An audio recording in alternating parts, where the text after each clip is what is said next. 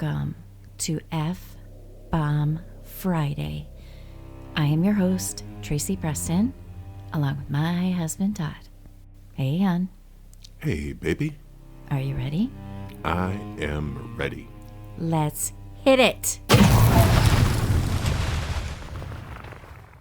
There are some legends that begin with screams. This one began with silence. A freight train moved through Hastings, Michigan in the early hours of 1940. Not fast, not slow, just steady. Its wheels carried coal, lumber, iron, and one crate that should not have existed. No one recorded what was in it. No one claimed it. No one remembered loading it. But when it fell from the train, it did not break open. It landed as though it had been set down. Michigan doesn't just hold history, it keeps it in its rivers, in its forests, in the rusted bones of rail lines and forgotten buildings that still remember the people who never left. Here, legends don't fade. They rot slowly into the land. Today's episode of F-Bomb Friday isn't about a monster. It's about a mistake. A name whispered too often. A crate that should have stayed closed. And a thing that the state of Michigan tried very hard to pretend was never real. Some call him an escaped patient. Some a mutant. Some call him a demon. But in the fields, in the trees, and in dark spaces between unofficial records, he is only known as Yellow Mike. And once you hear what happened, you'll understand why Michigan still refuses to say his name out loud. The crate was discovered at first light by a man named Mike. The wood was old. The nails were bent inward, not outward, as though the crate had once been sealed from inside. Mike was never supposed to find the crate. He wasn't a hunter. He wasn't even brave. Just curious. A seasonal dock worker near the riverbanks outside Hastings, Michigan. The kind of man who poked at things that didn't belong to him simply because no one told him not to. The crate rested in a patch of mud near an abandoned rail spur. Military-grade wood, iron clasps, no paperwork, no explanation. Only one simple marking. The word caution in bold letters. Mike pried the lid of the crate best he could, only able to move it just a little. First came the smell. Not rot, not blood. Something closer to wet earth and old straw. "Oh, God," Mike exclaimed. Something was breathing. Mike lit a match to help him see in the dark box. Inside was air. Yellow hair. The match light shook. The flame bent. And the thing inside opened its eyes. The thing did not appear to be fully human, but not fully animal either. Skin stretched thin and jaundiced, eyes reflective, limbs bent at strange angles. Its mouth opened, but no language came out. Only sound. Wet, broken, almost apologetic. Mike, he ran, and he told 3 people, but only 2 believed him. By the time authorities arrived, not police, not doctors, but men in unmarked vehicles, the thing was already moving into the woods. They tracked it down, and when they finally captured him, witnesses said he didn't fight. He only watched. The report would later describe him as, quote, a disfigured male subject suffering from severe congenital abnormalities and extreme psychological regression. But locals would remember something different. He walked upright as a man, observing, as if mimicking behavior he saw, like he was trying to learn. He was transported to a state psychiatric facility under sealed documentation, given the name Yellow Mike, combining the color of his hair with the name of the man who found him. Now, no public intake records exist. No patient file can be found. No burial record either. Yellow Mike's behavior was peculiar. His steps mirrored the last person he watched. If the person limped, he limped. If they slowed, he slowed. If they stopped breathing too loudly, well, he changed his breathing to match. He never directly looked at faces. He looked at throats. And he did not blink. The Hastings Asylum had already learned how to hold broken things, and Yellow Mike was placed in a locked room and recorded as a feral man with extreme psychosis. But some records contradict themselves. Some notes say he reacted to touch. Some say he refused to eat. Some say he slept while standing. Some say he never slept at all. Now, the fire at the asylum happened only a short few weeks after Yellow Mike was admitted. The fire began in the West Wing. Officially. Unofficially, no one agrees with how the fire began.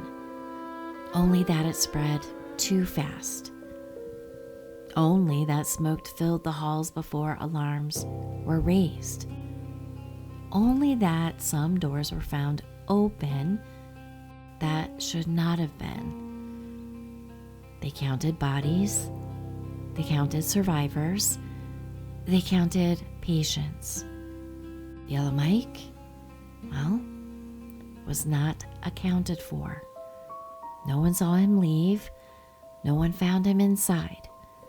The asylum became a hollow shell by morning. What remained after the fire were fragments. Found pages burned at the edges, ink smeared by water and soot. One page read, quote, "It watches when it thinks it's alone. It presses its face to the door when it hears footsteps. It mimics breathing. I believe it understands fear." And another page, "It does not look at itself in mirrors. It looks at places where reflections should be." And last, "It's not trying to escape. It's waiting." Days later, only 3 miles away, cattle were found torn open in a field. Not eaten, opened. bones broken but not scattered, the ground torn into spirals, yellow hair woven into the grass. And just days after that, at the Devil's Soup Bowl, which is a unique glacial kettle depression and popular hiking spot near Gun Lake, a young couple were found dead. Their injuries matched nothing known. The ground showed that they tried to run in opposite directions. Yellow hair was found on the ground and underneath the teenage boy's fingernails. A hunt followed. Not a search, a hunt. Men moved through the woods with guns, fear, and the belief that killing something would return order. They split up. They fired at movement, but they did not return together. In all, 19 were found dead. Some standing, some seated, some kneeling, arranged as if Yellow Mike had tried to remember how people rested. One survivor refused to describe the face. He only said, quote, "It learned how we moved." They buried the dead on Graves Hill. They stacked stones instead of markers. Then they left quickly. And later, people said yellow-haired appeared between the rocks, not as if it had fallen, but placed intentionally.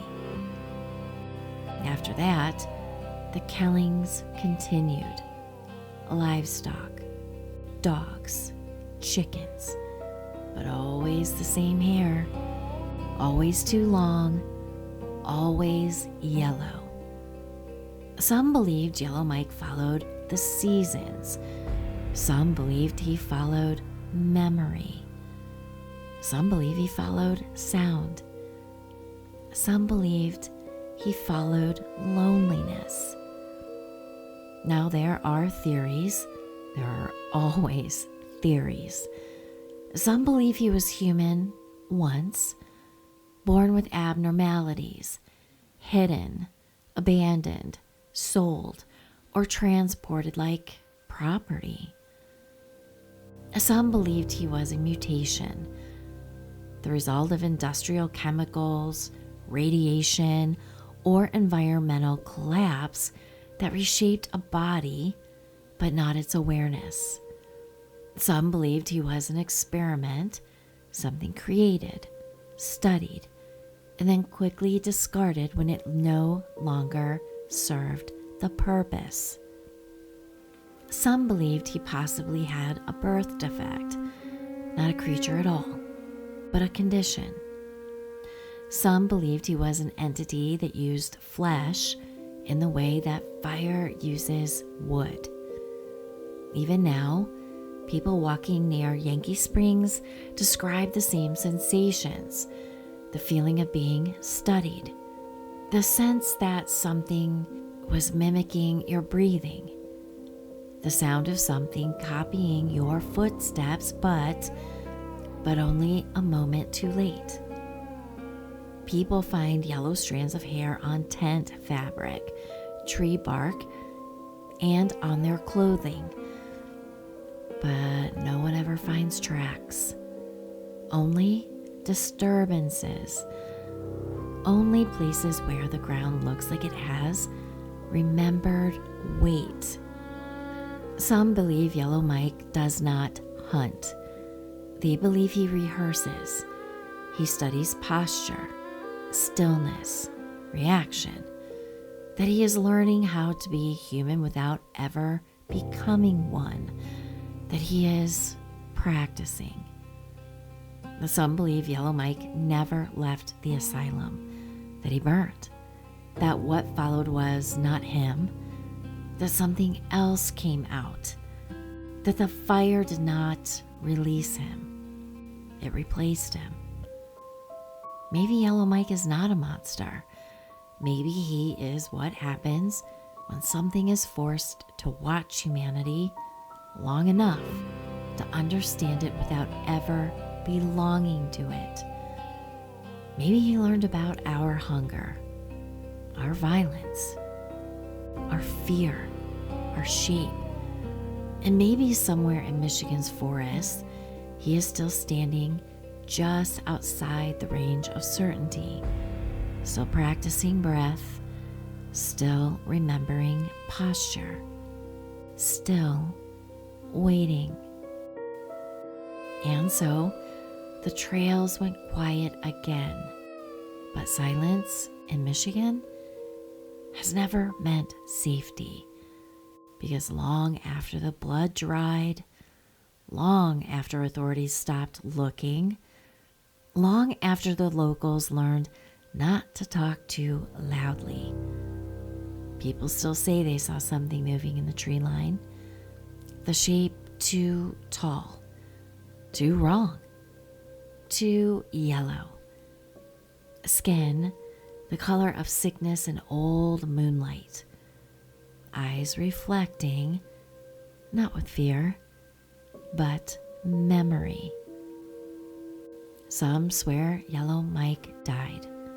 Others insist he escaped. A few believe he was never truly alive to begin with. Was he a man? A beast? A mistake that learned how to walk? No one knows.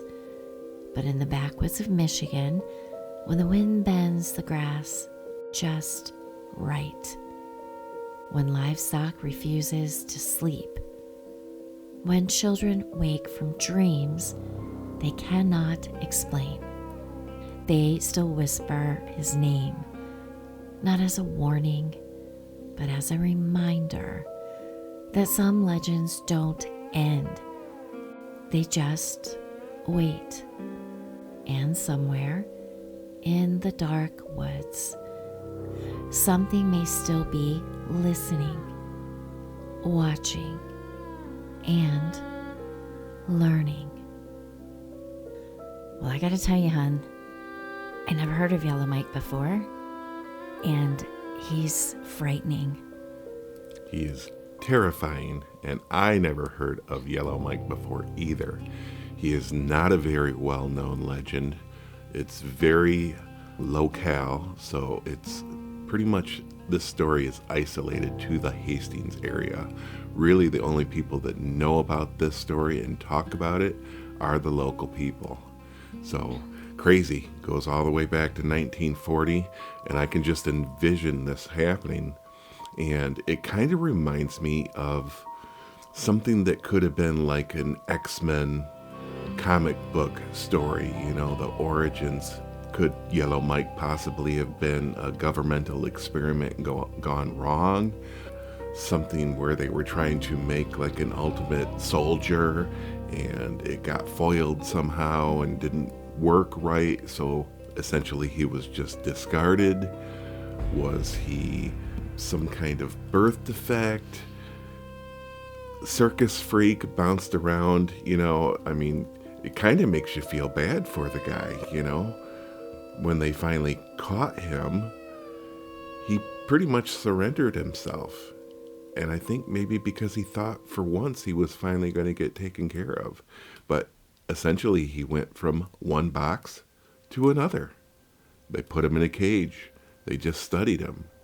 He didn't have the human interaction that he probably needed. I'm going with a government experiment because one of the things that sticks out to me is that he doesn't eat. So if you don't eat, how do you survive? Right. And he's watching, maybe not really human, because anything that's a living organic creature has to have food. Right. He doesn't eat, he doesn't drink. He watches, he learns. Maybe it's some kind of an creation from alien material. Could be. Could be. And I'm glad you brought that point up where, he's obviously trying to learn. He's watching, he's mimicking movements, breaths. He goes on this killing spree. Is this something that he witnessed also? The violence of humans. Maybe he was supposed to kill. Right. Right? Learn how to kill. Because like you mentioned in the story, he slaughtered all these cows, but he didn't eat them. Right. So it was kind of like he was learning how to tear them apart. Right. Intriguing. Yeah. And then the people that hunted him down that ended up dying, these people that went on this pitchfork hunt for him, and he ends up killing most of them, and then he arranges their bodies like he's trying to recreate what it would be like for the humans to be in a resting position, almost like a undeveloped thought of what he had just done. It's almost like a child. Right. Right? They just watch and learn and watch and learn. So I'm sticking with, I think he's an experiment put together with some alien DNA. Right. And who knows, is he still out there? That they never discovered a body. A lot of people think that he died in the fire, but nobody found his remains. Nobody saw him come out.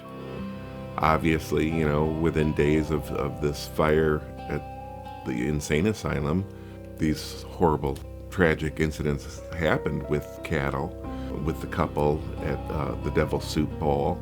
And then from there on out, there was continuing situations where animals were being slaughtered. And further on south, that's why they think that maybe he's seasonal. He doesn't like the cold, maybe, so he heads south for the winter, because there's been claims that he's made it as far south as Tennessee.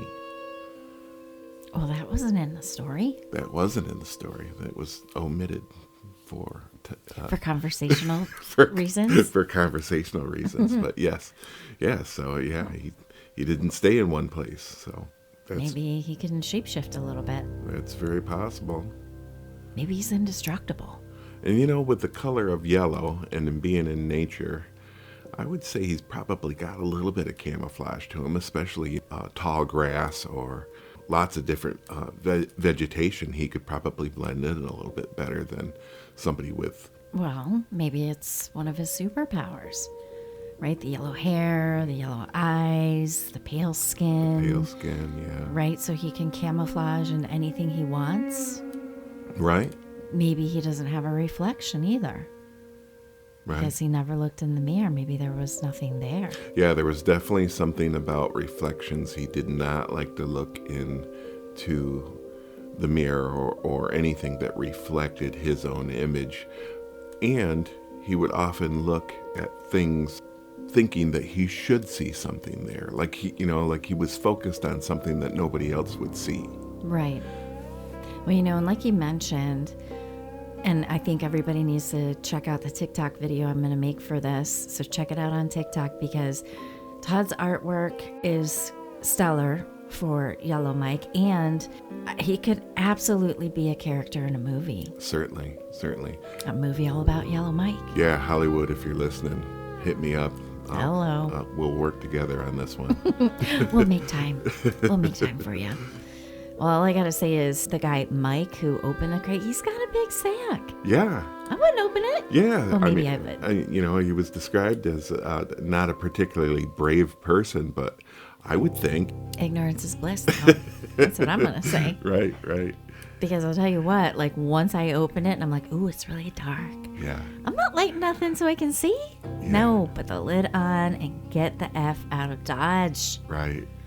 And then he hears something breathing. No, thank you. Yeah. Well, he took off running after that, so his bravery went right out the window. Yeah, he should have. But he told enough people, some didn't believe him, but enough of them did, to where it was investigated after that. So. Yeah, and comes the dark cars. Yeah, here comes the dark unmarked cars. So there, that tells me right there it was a government project. Yeah. Yellow Mike. An experiment gone wrong. They probably gave him a number. Yeah, he was probably a number. 00001. Yeah. And that might have been why he surrendered so easily, too, because he'd been through this before. Well, and I'm sure they have some form of PTSD. Torture. Oh, yeah. He knows if he doesn't lay down, he's going to get zapped with something or... Obey or get the rod. Yeah, there you go. Yep. Well, great story, hon. I enjoyed it. Thank you. You know, it was really fun to write. It was really fun to investigate this one and dig into a story that's not well known. Those are my favorite, the ones that are so obscure that not a whole lot of people have heard about them before. So it was a good one. It was a good one. Gold digging. And that's right. Gold digging for Yellow Mike. Yep. And that's what's so great about F-Bomb. Because we do stories that not everybody is out there talking about. So I bet they will now. They will now. Good old Yellow Mike. Yellow Mike is here to stay. All right. Well, do you want to sign us out, hun? I sure do. You better lock your doors. You better lock your windows. And you might want to check under your bed. And if I see that yellow Mike under there, I can't offer him any food because he doesn't eat. He doesn't eat. He doesn't eat. Maybe I'll just show him a mirror. Oh, yeah. Maybe just put some mirrors down there and underneath the bed. A skirt of mirrors. Yep. There you go. That's what you get, Mike. All right. Well, thanks, everyone. Thanks, everybody. And we will see you on Malice Monday for part 2 of Shadows in Macomb County. That's right. We'll see you then. Adios. Adios, amigos.